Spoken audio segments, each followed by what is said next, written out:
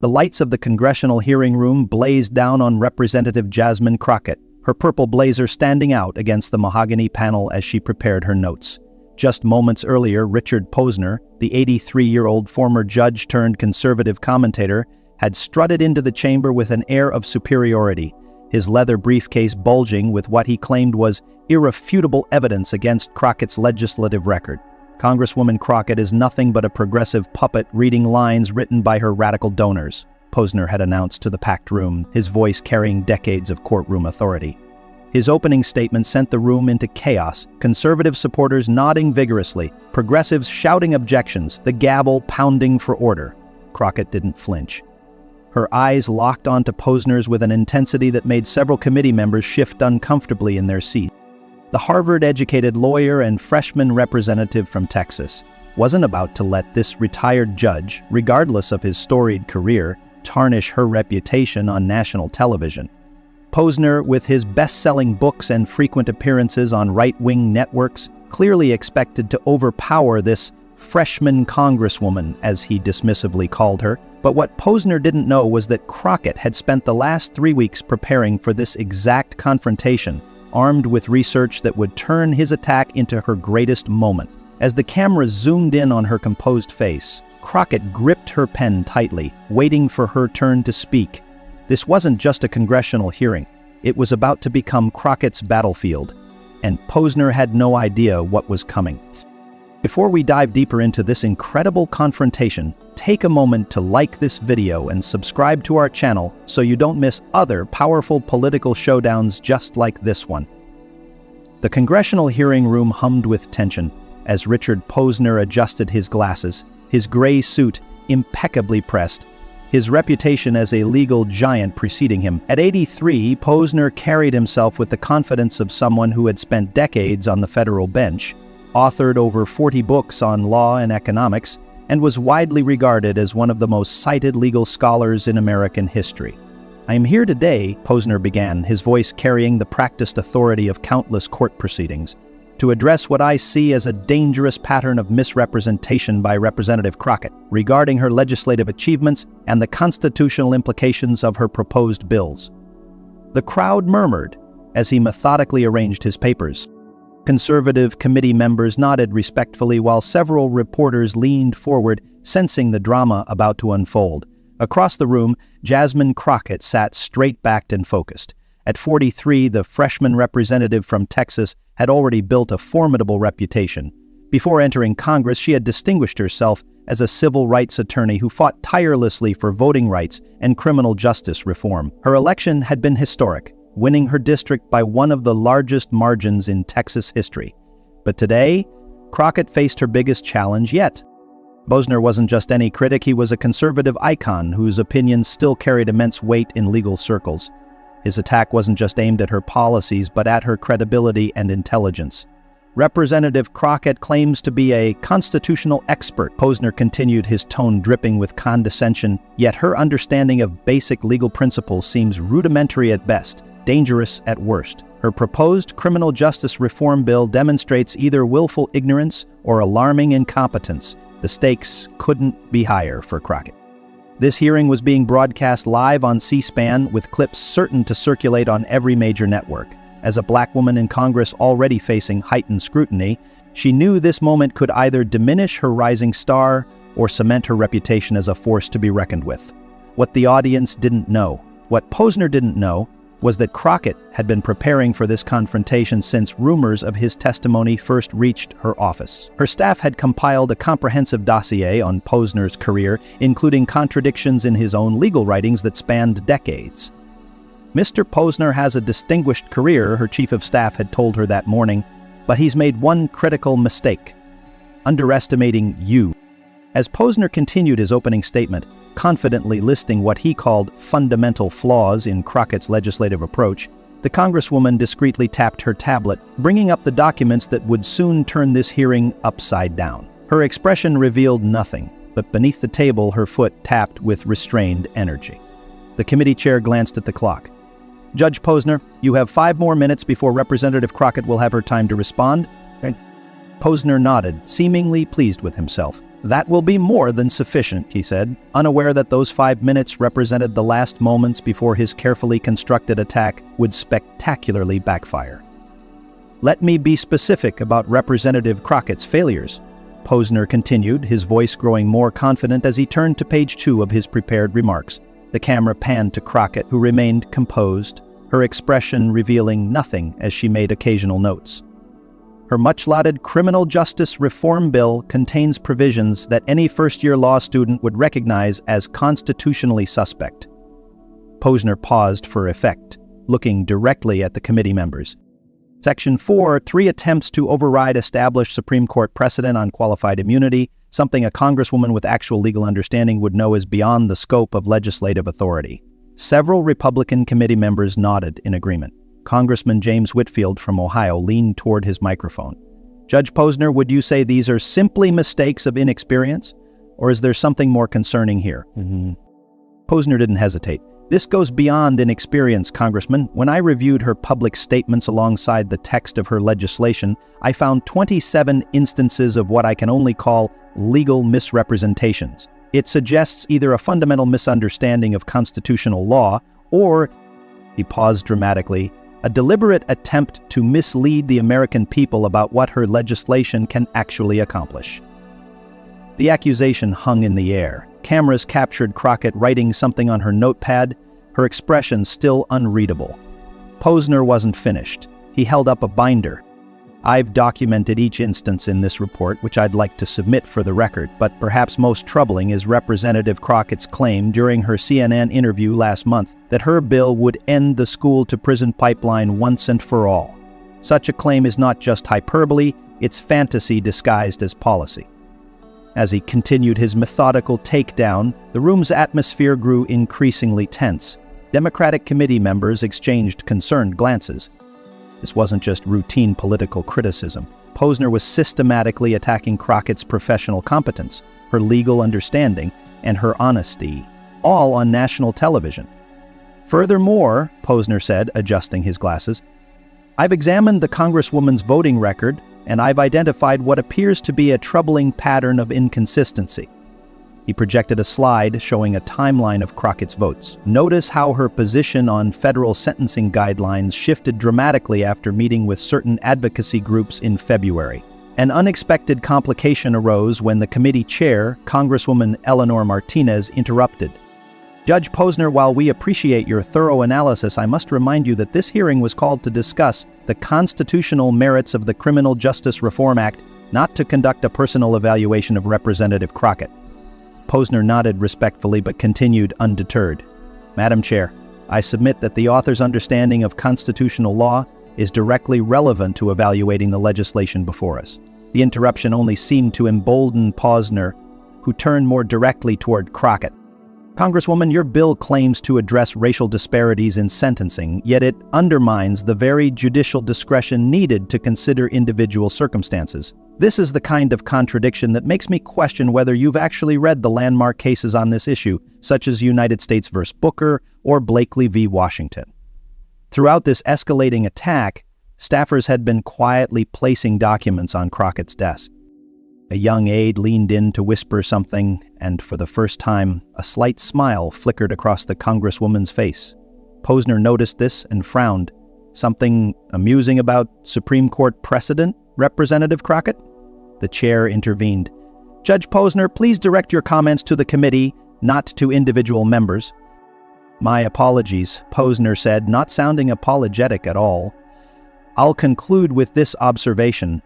When I was on the bench, I saw many well-intentioned but legally flawed arguments.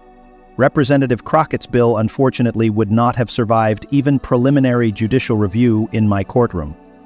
As Posner's time expired, the room buzzed with tension. Several conservative commentators in the gallery were already typing furiously on their phones, eager to tweet about Posner's devastating critique. The chair turned to Crockett. "Representative Crockett, you have 10 minutes for your response." The room fell silent as Jasmine Crockett gathered her documents, stood, and approached the microphone. Her expression had transformed from neutral observation to focused intensity. The C-SPAN camera zoomed in as she arranged her materials methodically, taking her time. "Thank you, Madam Chair. she began, her voice calm but resonant with authority. Before I address Judge Posner's critiques of my legislation, I'd like to thank him for joining us today. She paused, looking directly at Posner. It's not every day we get to hear from someone who has so fundamentally contradicted himself on nearly every legal principle he just invoked. The room fell completely silent. This was not the defensive response everyone had expected. Posner's expression flickered with surprise, then concern, as Congresswoman Crockett pressed a button on her tablet and the chamber's display screens came to life. Judge Posner, Crockett began, her voice clear and measured, you spent considerable time questioning my understanding of qualified immunity and constitutional interpretation. Let's start there. The screen behind her displayed a split image. On the left, a passage from Posner's 2013 book Reflections on Judging. On the right, a quote from his testimony just minutes ago. In 2013, you wrote, and I quote, "Qualified immunity has evolved beyond its reasonable origins into a nearly impenetrable shield against accountability, one that often defies common sense and fundamental justice. Yet today you criticize my bill for attempting to modify the very doctrine you once called nearly impenetrable and contrary to fundamental justice." Posner shifted uncomfortably, reaching for his water glass. Perhaps your views have evolved, Crockett continued, her tone remaining professional. That happens to thoughtful people. But then there's this. She clicked to the next slide, showing Posner's quote from a Fox News appearance just 6 months earlier. Half a year ago, you stated that Congress absolutely has the power to modify or even eliminate qualified immunity through legislation, as it's a judge-made doctrine, not a constitutional requirement.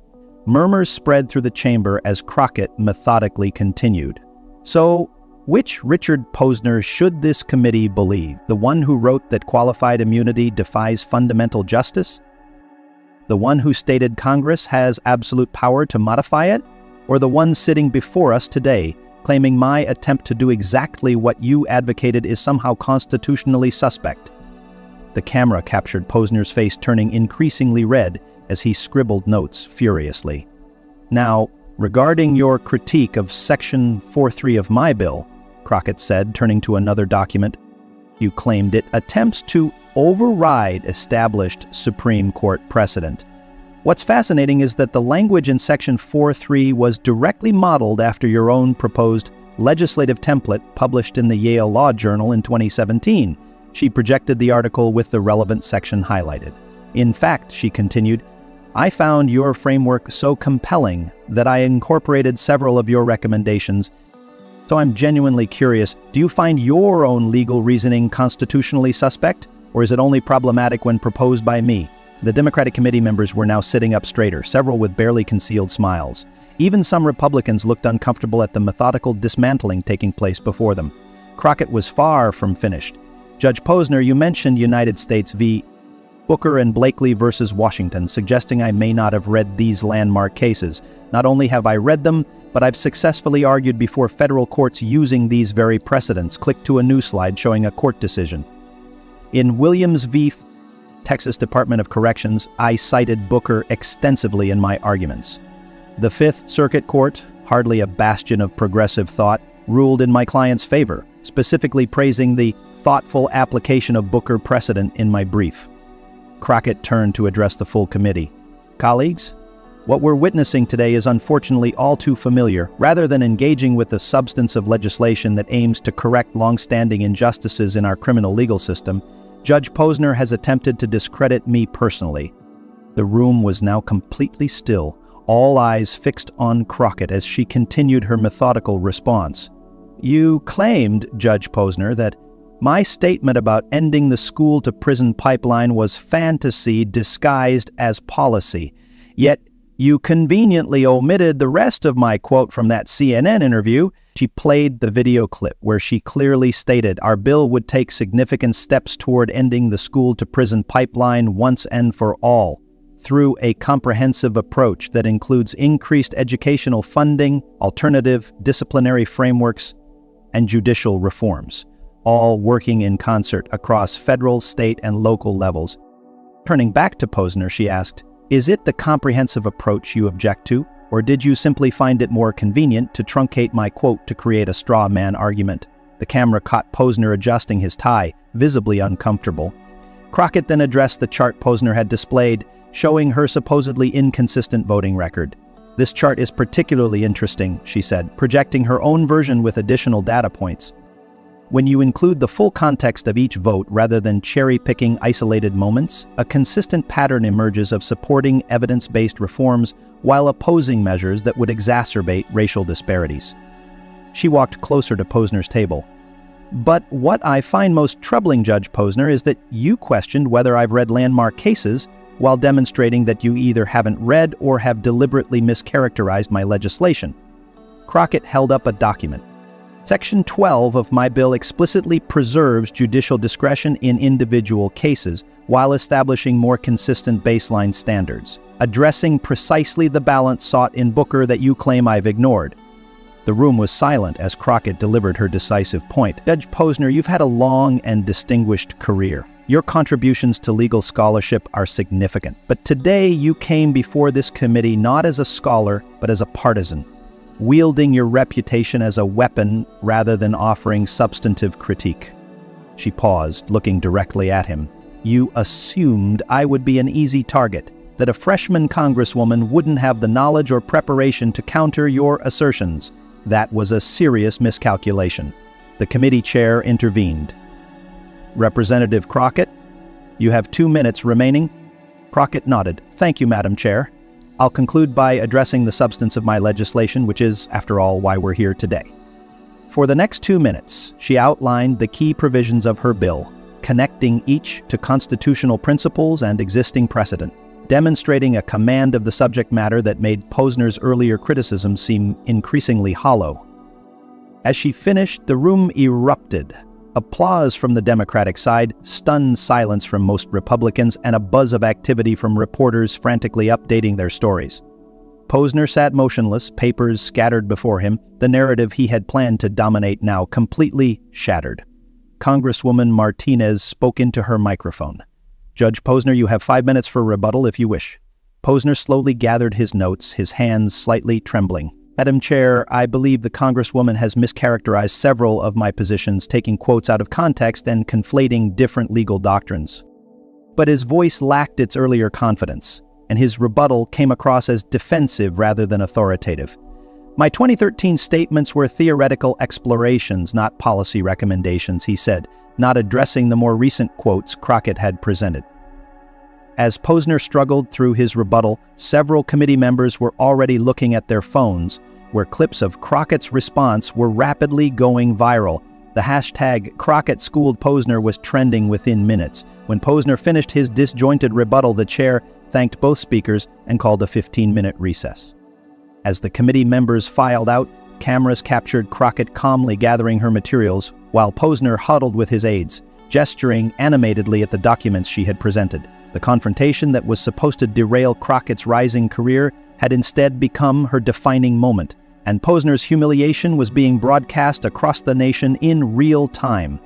By the time the committee reconvened after the recess, the political landscape had already shifted dramatically. Crockett Schooled Posner was trending #1 nationwide, with video clips of her methodical takedown flooding every social media platform. The confrontation that Posner had orchestrated as a takedown of a freshman representative had transformed into something entirely different, a career-defining triumph for Crockett and a humiliating blow to his own reputation. CNN's Chiron read, "Crockett turns tables on former judge in dramatic hearing." Fox News, which had promoted Posner's appearance extensively, awkwardly shifted their coverage.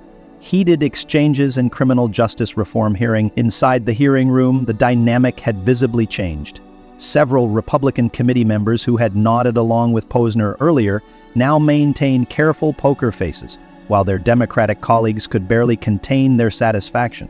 Journalists who had come expecting to report on Crockett's defensive struggles were frantically rewriting their stories. As the hearing continued with questions from committee members, Posner's responses became increasingly defensive. When Congressman Williams asked him to reconcile the contradictions Crockett had highlighted, Posner claimed his statements had been taken out of context, but failed to explain how the full context would change their meaning. "Judge Posner," Williams pressed, "you've written over 40 books on law. Are you suggesting Representative Crockett somehow managed to find the only contradictory statements in your extensive body of work?" "My views have evolved over time, Congressman." Posner replied stiffly, "That's the nature of scholarly thought." "Evolved twice in opposite directions within 6 months?" Williams countered, drawing uncomfortable laughter from the gallery. Meanwhile, outside the hearing room, the political implications were rapidly multiplying. Progressive groups immediately seized on the moment, with Move On sending a fundraising email titled, "Watch, Crockett Defends Justice Reform Against Right-Wing Attack." Within 3 hours, her campaign reported over $300,000 in small dollar donations. More significantly, legal analysts across the political spectrum were weighing in on the substance of the exchange. Harvard law professor Lawrence Tribe tweeted, "Whatever your politics, Crockett's point-by-point refutation, using Posner's own words, was a masterclass in preparedness and legal acumen." Even conservative legal scholar Jonathan Adler wrote, "Posner came unprepared for a serious opponent. Crockett came with receipts." The outcome was inevitable and frankly deserved. By evening, the major networks had all picked up the story. MSNBC's Rachel Maddow opened her show with, "Tonight we witnessed what happens when someone underestimates their opponent based on demographics rather than credentials." Judge Richard Posner, long considered a conservative legal icon, learned that lesson the hard way from Congressman Jasmine Crockett. CNN's panel of legal experts dissected the exchange clip by clip. "What makes this so remarkable," said legal analyst Joan Biskupic, "is that Crockett didn't just defend her bill, she demonstrated how Posner contradicted his own published legal opinions." That's not politics. That's simply doing the homework. The following morning, the Washington Post's headline read, "Freshman rep turns former judge's critique into her defining moment." The word critique is. The article detailed how Crockett's staff had spent weeks preparing for the confrontation, compiling a comprehensive database of Posner's writings, opinions, and media appearances to anticipate his lines of attack. "We knew Judge Posner was coming to create a viral moment at the Congresswoman's expense," an unnamed staff member was quoted saying, "So we made sure we were ready to turn the tables, if necessary." For Crockett herself, the aftermath brought unprecedented national attention. In a brief press conference outside her office, she remained focused on the legislation. Today's hearing was supposed to be about the constitutional foundations of criminal justice reform, not about me or Judge Posner. I hope we can return to discussing how these proposals will help create a more just and equitable system. When pressed about her preparation for the confrontation, she smiled slightly. "My mother always taught me to do my homework. That applies whether you're in grade school or Congress."